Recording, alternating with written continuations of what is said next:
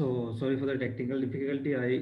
My connection was lost during the meeting, so I think the rest of the participants can hear me. Okay.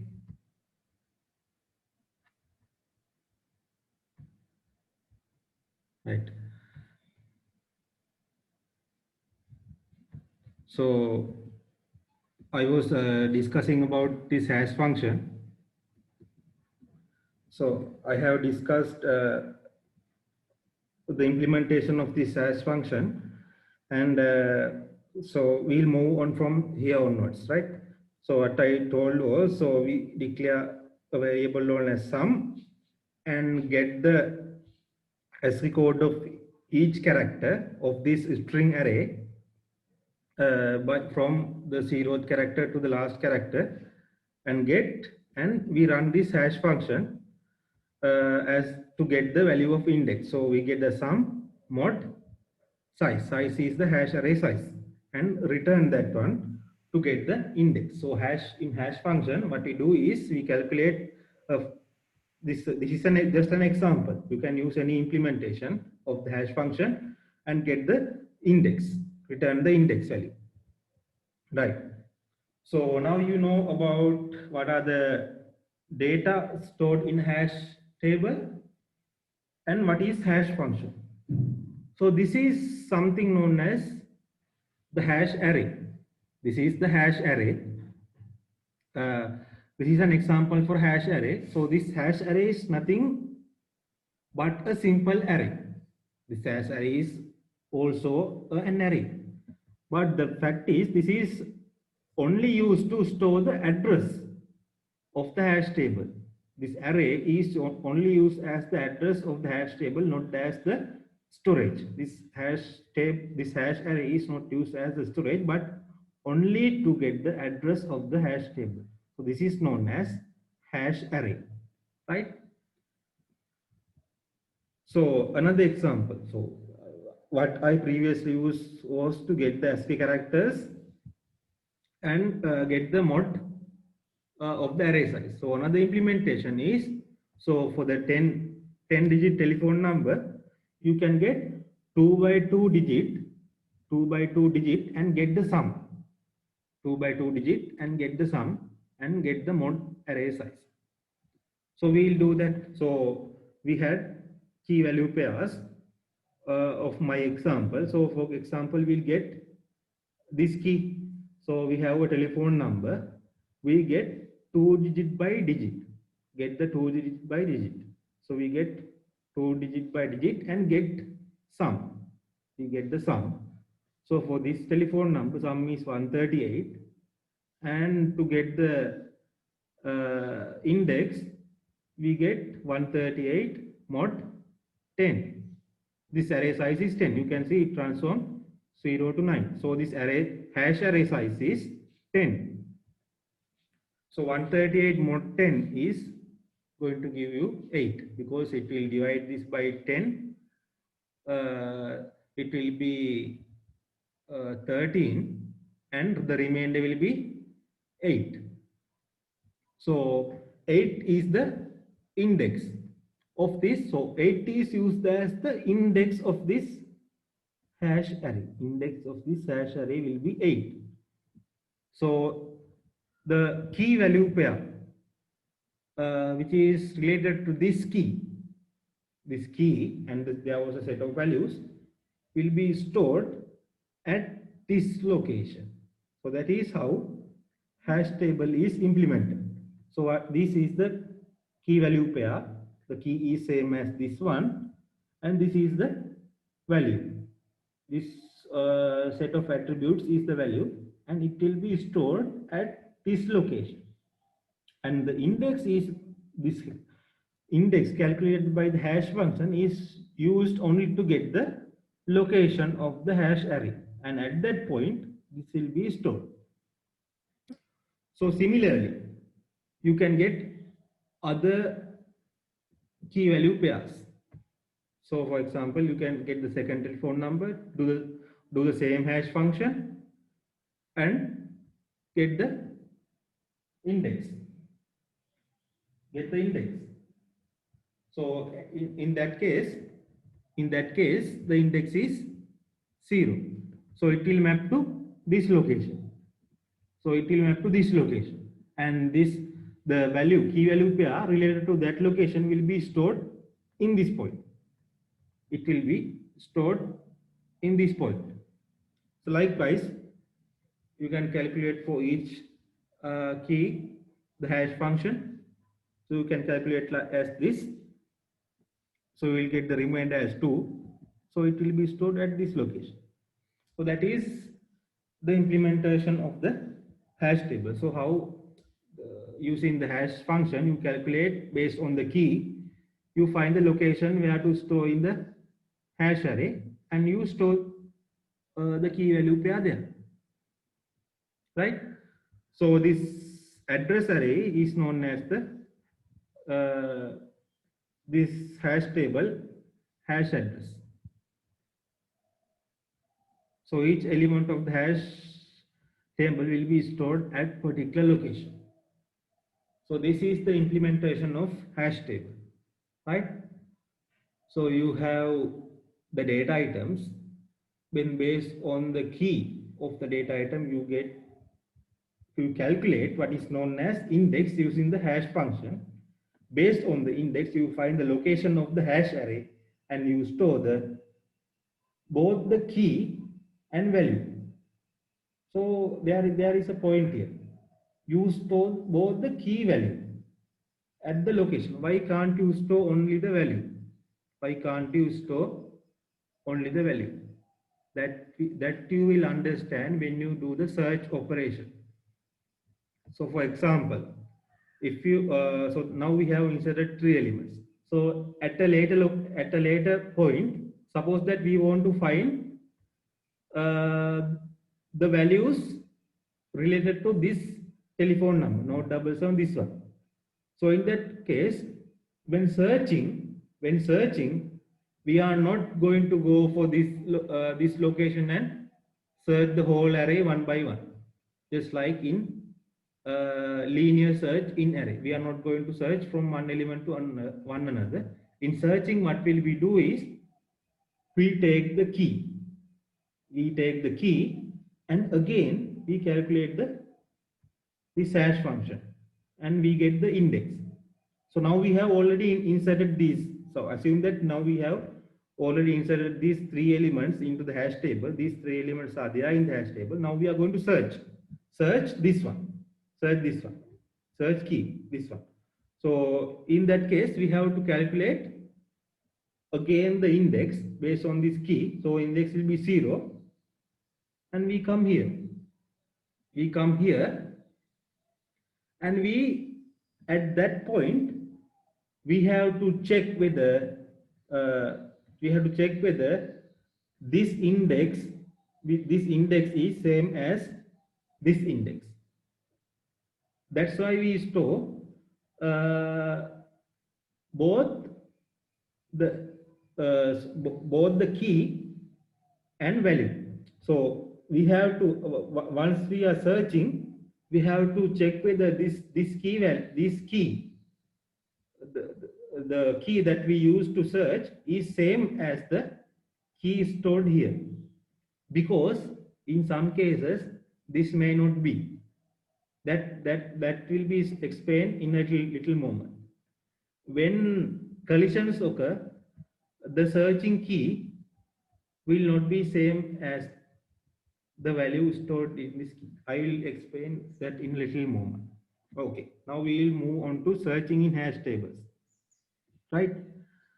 So as I explained in the beginning of this lecture also, so the motivation for searching is the motivation for using hash table is to reduce the complexity in all searching, inserting and deletion operation, because in all other data structures such as binary trees, arrays, linked lists, double linked lists, whatever, the searching, insertion, deletion operation is resource consuming, that is complex. you saw that in a searching operation of the arrays and linked list, it is theta n. In binary trees, it is log 2n. But the fact is, in hash tables, you can see there is only one operation. You just have to calculate the hash function. Once you get the index, so using the index, you can directly access. So you have direct access. You can see here, based on the value stored. So this key is also stored. Based on the key stored, you calculate the index. Index directly gives you the address. So there is nothing to search. So this operation is theta 1, because you just have to calculate the hash function. Only that operation is there. There is only one operation. Once you get the index, you directly get the location of this key value pair. So the complexity is theta 1, direct access. So hash table is a direct access method. So you need not to search this whole array. You calculate the hash function, get the index, you get the direct access. So the complexity is theta 1. That is when there are no collisions. So what is collisions? I will explain in a little moment.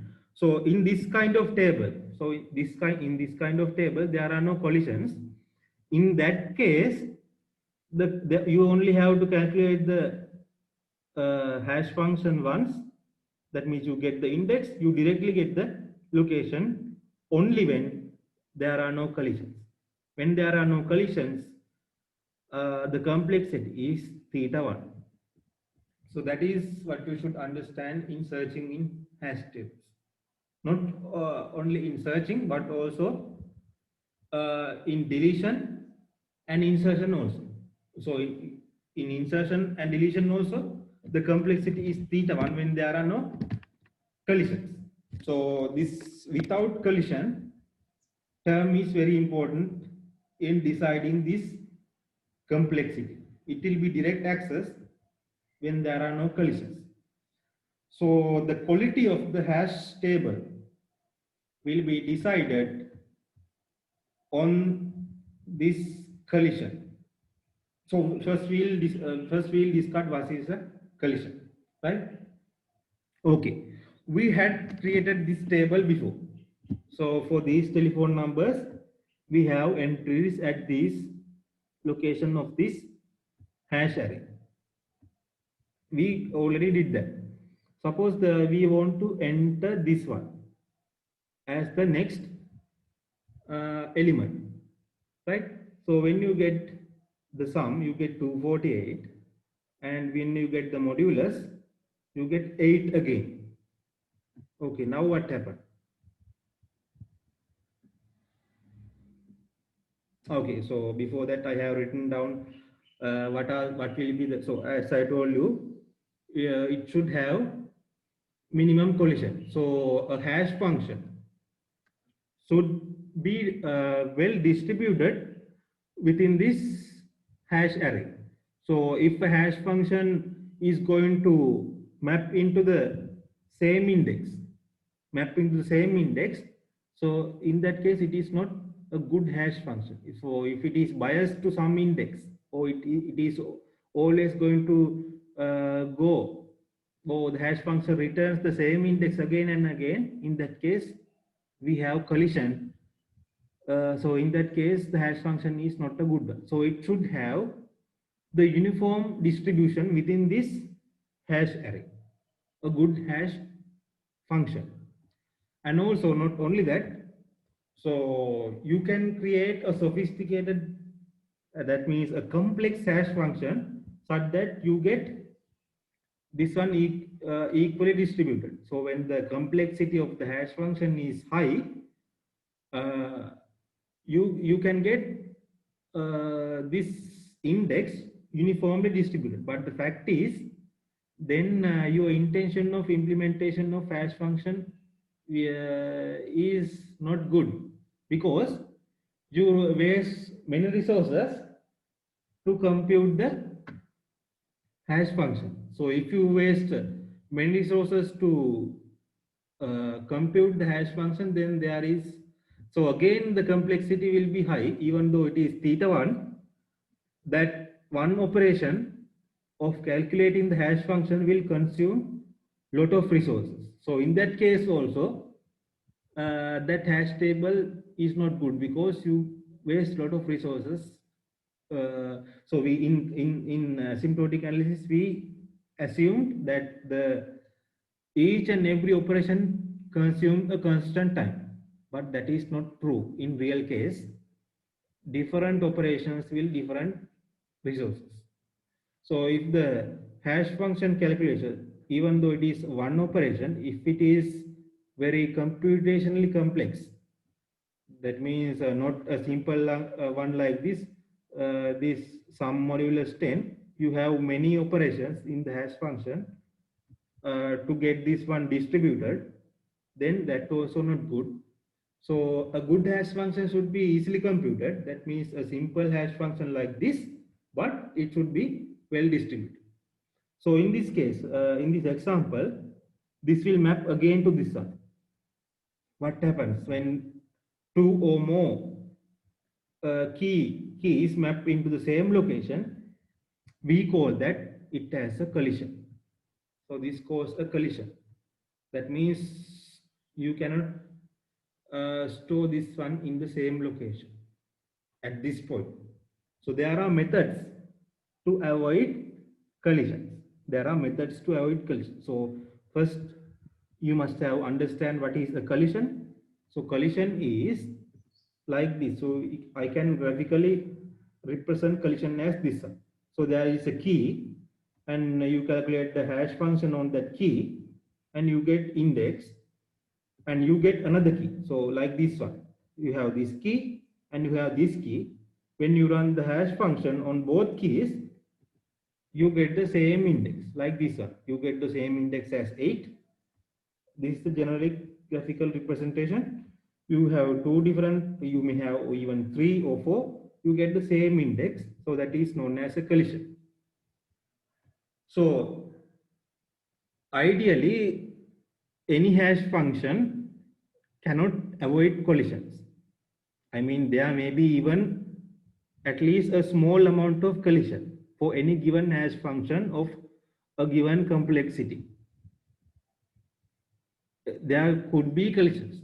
So in case there are collisions, there should be a method to avoid collision. There should be a method to avoid collision. So we'll discuss what are those collision avoiding methods, right? So there are basically two. One is the one that we are going to discuss, that is known as chaining, and the other is known as open addressing, right? Chaining and open addressing are the main methods of avoiding collision. So first we will discuss what is chaining, right? Okay. What is done in chaining is, so suppose there is a collision. Suppose there is a collision.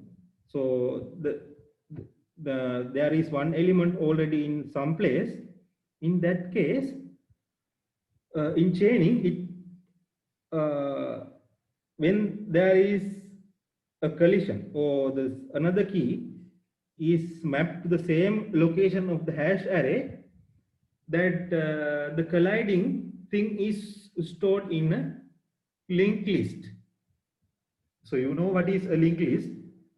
That is, one data item is linked to the other data item. That means the next data item. So linked list you must have known. Dr. Aita must have taught you that section. Even W linked list he must have taught you. So what will be done in this algorithm or chaining is, when there is a collision. So I'll take an example, a generic example. So I have in this hash table, we have key value pairs. So I have a key known as K1 and value as P1. So this is a generic way I have represented this one. So at another location, I have K2 and value P2. right? Value P2. So suppose that I have 2, that means value K4, hash function of the key index, sorry, key K4 is going to retrieve the index as 8, and hash function of the key K5, I am going to get the index as again 8. And in that case, in chaining, they will be added as a linked list. They will be added as a linked list. So this is how it is stored. So initially I had an key value pairs K3 and P3. Then I get hash function for K4 as 8. In that case, we are going to link the existing element to the new element with this one. So we are going to get a link and store. We are going to get a link to the existing element and store. When I get hash function of K5, again I get 8. Then so I add to the tail of the linked list the next element. So again, if another collision occurs at this point, so there is the tail of the linked list is here. So you assign the address of the next key value pair as the tail of that linked list. That is how this algorithm occurs, right? So this is how this chaining is going to handle the collision. So if a given key value pairs map to the same hash array index, it is going to add it to the linked list. So what about the searching complexity now? Suppose that, so now we have three elements in this linked list. Suppose at this point we want to find the value stored at this K5, at this key. So in hash table we search using the key. Using the key we search. So using the K5 value key K5 we search. So what will be done? It will calculate the hash function for K5, and you will get 8. Okay, you get hash function for K5 and you get 8, and you check the first element, the key of the first element. You check the key of the first element. Now what happens? The key of the first element is K3 but not K5. That's why I told you in hash tables you need to store in key value pairs. So if you only stored the value as P3, P4 and P5, so when you want to search the hash table using the key, how you are going to search? Then you will not be able to search, because when you calculate the hash function K5 as 8, you have 3 values here. So then you will not know which value is the actual value of K5. That's why you need to store not only the value but also the key. In searching, inserting, deleting, this key will be used. The value of this key is important. Okay, so first it comes. So there is direct access. So you calculate the hash function and get the direct access. Okay, theta1 operation, you get K3. Okay, K3 is not equal to K5. So you using the link of this element, you need to go for the other element. So this is another operation. So again you check whether K4 is equal to K5. So then this becomes theta2. There are two operations. First, it was calculated and you came here. Then using the link, you went here and search whether K4 is equal to K5. Okay, no. then there are two operations are now over. Using this link in the linked list, you go for the next, you visit the next element of the linked list and check whether K5 is equal to, that means the searching key, K5 is equal to the key stored here. Yes. In that case, now you have found the correct key value pair. Then you can retrieve this value of this key value pair. So now you see there were three operations involved here. So that means, so the size of this linked list is also 3. Size of this linked list also 3. And in order to find the last element of the linked list, you had to do 3 operations. So that means your complexity is no longer theta 1, but it is the size of the linked list. Here it is 3. So if the size of the linked list is n, it will be theta n.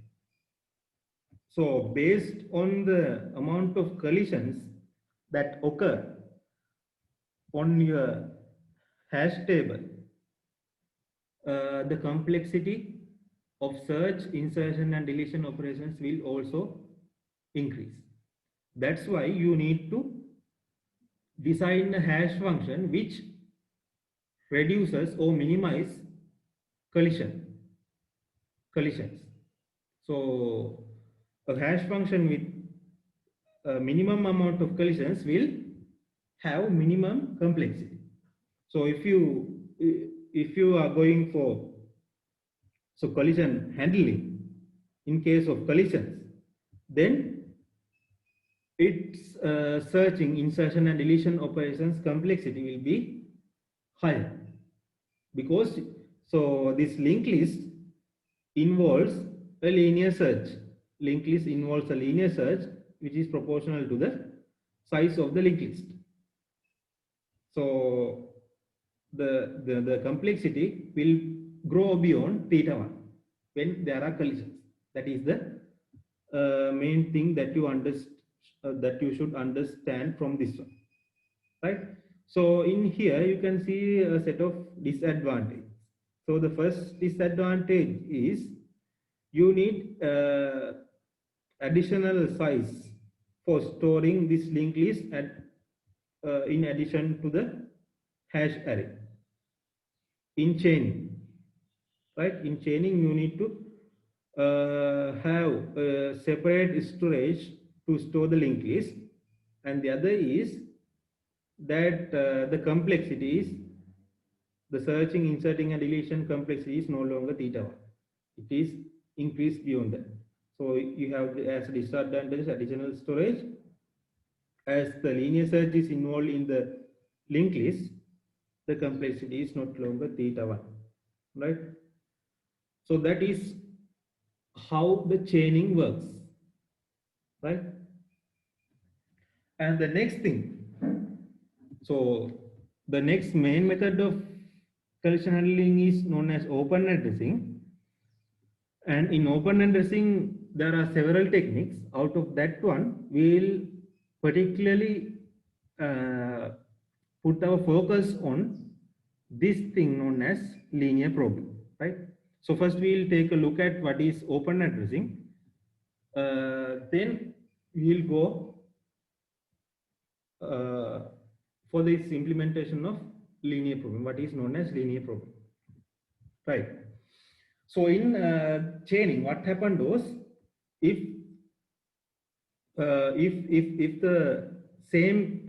different keys are mapped to the same index of the hash array, that means in a case where the collision occurs, it was stored in a linked list.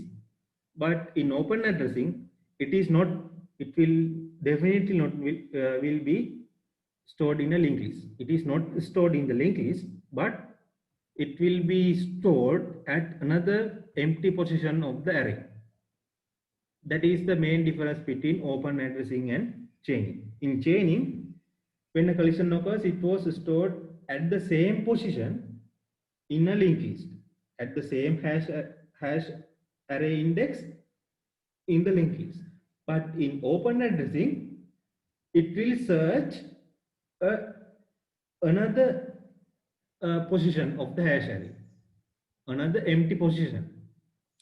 So in case of a collision, that means this hash array index is already occupied. So so suppose that there is another key which is going to map at this position. So in that case, there is a collision. In that case, what this open addressing will do is it will search for an empty position of the existing hash array. That means in the same hash array, it will search for existing position without going for a linked list. That is the main idea. So there are different ways of searching for an empty position. So you could implement it using different ways. So the first method of implementation, which is mostly useful for you, is, and the simplest method is known as linear probing. So as I told you, based on the algorithm of finding empty array indices. So empty array, so it will, if there is a collision occurs, it will go and search this hash array and find empty position, right? So the first or the most important thing useful for you is known as linear probing. So what will happen in linear probing is, so in case this the colliding thing is in case there is a collision, or in other terms, if the hash array index is already occupied, then it will increment that index by 1. That means it will look for the next element. So if the index retrieved by the hash function is 8 and there is already an element stored there, that means that key which calculates the hash function is not k3. In that case, it will increment the index and check whether this is empty. Check whether this is empty. If it is empty, then that will be stored at this place. So when inserting an element, what it will do is it will calculate the index. If it is occupied, then the next index. Next means next higher index. So next higher index will be checked, right? So you can go in and on to check the next element. So what happens if it comes to the last element? So if it checks the last element, and if the last element is also occupied, then it should go back to the first element and check. If the last element is occupied, then it should go back to the first element and check whether it is empty. If it is all again not empty, then it should go for the next element. This is how linear probing functions. So we'll take an example and see. So that is what I have written here. So when the last element is not empty, we should go for the first and check.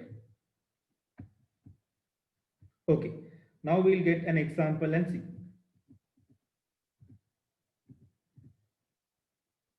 So when the last is occupied, it will go. So I have taken an example here. So suppose that this is occupied, then so you are going to get a value k4. So in that case, it will be stored at the next higher location as this was empty. When this is occupied, so as I have specified here, when this is occupied, so suppose that you want to insert k5 and p5. When this is occupied, it will go and check this one. So as this is not occupied, it will be stored here, k5 and p5. Okay, this is okay, k1 and p1. So k5 and p5 I have already stored here. No? So if I stored k1 and p1, then it should come here. I mean, this is just an example to show how this is working. When the last element is occupied, it will be stored here. That is the simple idea. right? So that is what I showed you. Okay. So now we'll write a pseudo code for that linear probing algorithm, both for searching and insert, right? First, our task is inserting, so we'll write a pseudo code for inserting, right? So in inserting, we don't return anything, so the return type must be void, and the name of the function is insert. What are we going to insert? We should pass that one here as the argument. So we declared this structure before. Data item structure we declared before. Data item is what? Data item contains key and value. So we don't directly pass the values of the key and value, but we are going to pass the address. So so this star is the pointer notation. Star is used to say to the compiler, that for the programming language, that we are referring to the address of this structure. We are not referring to the value. So in functions, there are two main methods of referencing, that is referencing by value and referencing by address. So now here we are going to refer by address. Refer by address. We are passing the address of the data item. We are passing the address of the data item, not the value. So in this data item, there are two things. Two things means many things, as the key and the set of values. Value 1, value 2, value 3. There are different data items. We are not passing those data items, but the address of this data item structure. That is what we are going to pass here, right? So remember that one. Okay, so first we have to declare the size of this hash array. We have to declare the size of this hash array. So first we declare the size of this hash array, right? And then we are going to get, so how we are going to get, so this structure has members. So this is minus greater than is the member access operation, or you can alternatively use the dot operation. So in a structure, you can access the structure's members either using dot operation or this minus greater than operation. This is known as member access operation. So there is an address known as DT1. It's member. So there are two members as key and value. So we are interested not in the value but key. So as the key, we stored this data structure or this data items key. We access this data items key using this address, and its member access operation. We access this attribute key and store as the key of our inserting algorithm. Right. So because we already have this data item, what we need to do is we have to insert in this hash array at a particular location. Right. Okay. So what we are doing is we are writing a while loop to check whether there is a collision. So what is this hash array index? So first, before doing this one, we need to calculate the index. So how to calculate the index? Nothing but hash function. According to the implementation of the hash function, we have to pass this key and the size of the hash array. This size is the size of the hash array, and key. So we already defined this hash function. How we are going to write the pseudocode for hash function. So I told you this hash function is going to return an index. So likewise, so we get the key using this data item. We access its member and calculate the index. So what happens if there is a collision? if there is a collision, when you get hash array and index, this is how you get the address of a particular location of the hash array. So you get hash array, and as the index you get the calculated index from the hash function. The calculated index from the hash function is used as the actual index of this hash array. So if the hash array index is equal to null, then that means it is empty, it is not occupied. So when inserting, if the hash array index or the location of this hash array points to null, that means it is empty, then that means there is no collision, you can insert it without any doubt. But when the hash array index is not equal to null, that means there is an element at that key value pair at that point, then we have to implement our linear probing algorithm or whatever the algorithm that we need to search for a particular location, another location based on our algorithm. So in linear probing, what is done is, as I told you, we are going to increment the index when there is a collision.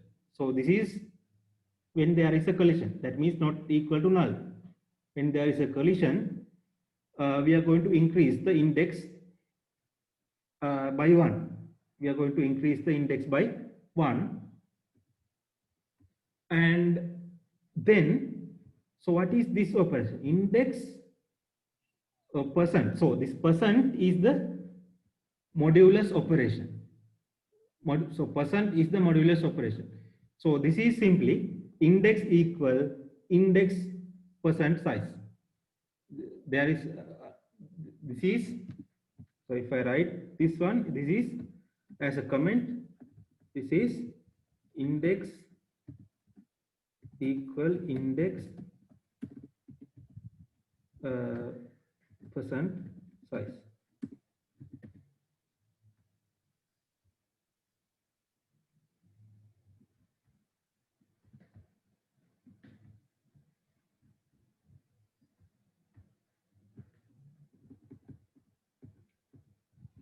That is right. So what is the purpose of this one? Index is assigned index percent size. That means, suppose, so if index is less than the hash array size, so for example, let's assume that this is 7. If 7 7% size, so in this case this is 10. 7 modulus 10 is again 7. 7 modulus 10 is again 7.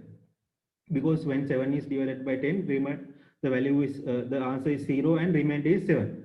So it is again 7. But what happens if this was the last element, if this index was the last element, when index is incremented, it will be the last element plus 1.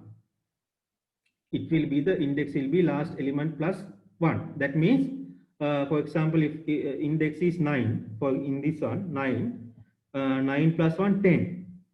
So in that case 10 modulus 10 modulus 10 is 1, the answer is 1 and the remainder is 0. So 10 modulus 10 is 0. 10 modulus 10 equals 0 means then this index. So that means the index will be pointing to the first element when this one is the last element. When this is the last element, by increasing, and when the modulus is get with the size, then it will point to the first element. So the objective of this operation is to set the index back to the first element when it is going to the last element. If it is an intermediate index like this one, it will, this modulus operation will point to the same index. For example, 5 modulus 10 is again 5, right? So this is to reset the index back to the initial element when it is last, as I explained you in the linear probing algorithm.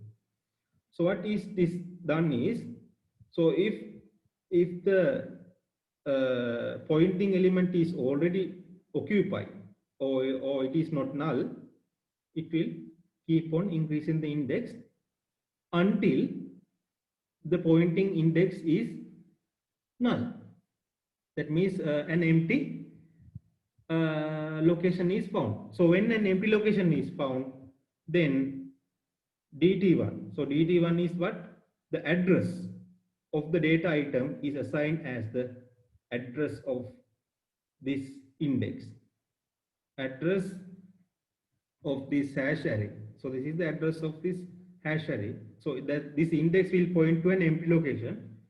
This will be this address, data item, this one. This structure's address will be set as this one. That is how you are going to insert. That means it will find an empty location by incrementing the index one by one. And when it is last, it will go back to the first element. And when this is a null location or an empty location is found, it will be set as this data item's address. Then you have successfully inserted. So this is the one which is going to increase the complexity of this algorithm. So likewise, for the linked list, this one's complexity will be equal to the this size. So in this case, there are three elements, the three consecutive elements. So if you suppose that you want to find the value of the value stored in K1. So what happens when you get the hash function? You will come here first. Okay, then that K value, K1 is not equal to K3. Okay, you go to the next element and check whether K1 is equal to K4. No, again you have to go to here and check whether K1 is equal to this one. Okay, now equal. So like in the linked list case also, you can see there is a linear search involved. There is a linear search involved here. So that again, even though this is direct access, this linear search will increase the complexity of this algorithm proportional to the size of this. So now we have not a linked list search, but we have something like an array search. So even the array or whatever the link is, again there will be a linear search. So we have an array search here. So due to that one, we have again a linear search. So again, the complexity is not theta 1 when there are collisions. It will be proportional to the size of this searching array. In the previous case, in chaining, it was proportional to the size of the linked list. Now it is proportional to the size of the array, right? So now now I described how we search a particular value in this hash table. So now I will describe how this search algorithm occurs. So in this search algorithm, even though we don't have a return type in inserting, we should return an address of the search item that we search. So the return type will be the address. So this star notation represents the address. The return type is struct data item, and the name of our function is search. We search using the key. We search using the key, and the return type will be data item address, structure data item's address. Okay, so likewise we have to initialize the size of the hash array for searching. Then we need not to do this step because we already have the key to search, and we calculate based on that key the hash function like we did for this one. Then we are going to do like we did for this one with the there is, so when we get this one, we are going to get this location hash array index and we are going to check that location and check whether that element is empty or not. We are going to do the same thing. We are going to check whether it is empty or not. If it is not empty, then we have to search. So if it is not empty, if it is empty, that means what happens? If it is empty, that means that the thing that you are searching is not there. If it is empty, then you must return null. That means, suppose you search using a key, and if it is empty, then there is no point, there is nothing to search. If it is not empty, that means the key must be there somewhere. If it is not empty, then we should check whether the key that we are searching is the key stored in that hash array index. So this hash array index, we have this that location. Hash array index points the location in the hash array, and we use this member access operation to get the member. So in that point, in that address, if the key stored in that address is equal to that the key, this key is the value that we are searching. So this key is the value that we are searching, and this one,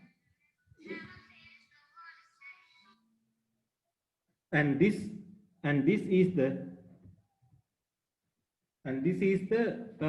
value that is located at the point shown by this index, right?